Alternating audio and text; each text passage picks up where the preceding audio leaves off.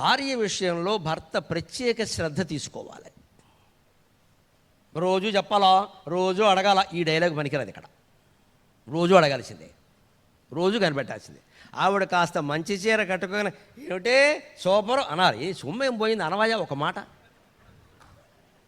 ఏటి అనేది వాళ్ళకి తెలియదు, ఏటి అనకూడదు ఇక్కడ, అనాలి. అది బాధ్యత, అది బాధ్యత. సంతోషిస్తారు ఆ చిన్న విషయానికి.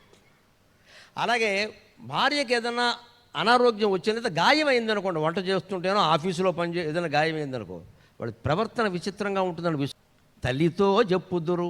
అమ్మకి ఫోన్ చేసి, అమ్మ వంట చేస్తుంటే చెయ్యి కాలిపోయింది, ఆవిడకి చెబుతుంది. ఆవిడకి ఎన్నిసార్లు కాలిందో చెయ్యి, అలాగా అమ్మ అనేది ఆవిడేదో చెబుతుంది, తల్లితో చెబుతుంది. అంతేకాదు, కొడుకు వస్తాడా, ఎవరు చూడరా ఎలా వేలు కాలిపోయింది అని కొడుకు చెబుతుంది, భర్తకి చెప్పదండి. చెప్పకుండా పైగా ఇక్కడ చెయ్యి కాలింది అనుకోండి, ఇలా దాచేస్తారు. ఇలాగ నేను చూడకూడదా, అడగకూడదా, తెలుసుకోకూడదా, అసలు మనుషులు పట్టించుకోరు. ఇక్కడ వస్తుంది తేడా. ఇది విచిత్రం. మీరు అనుసరించి చూడండి, చెప్పరు.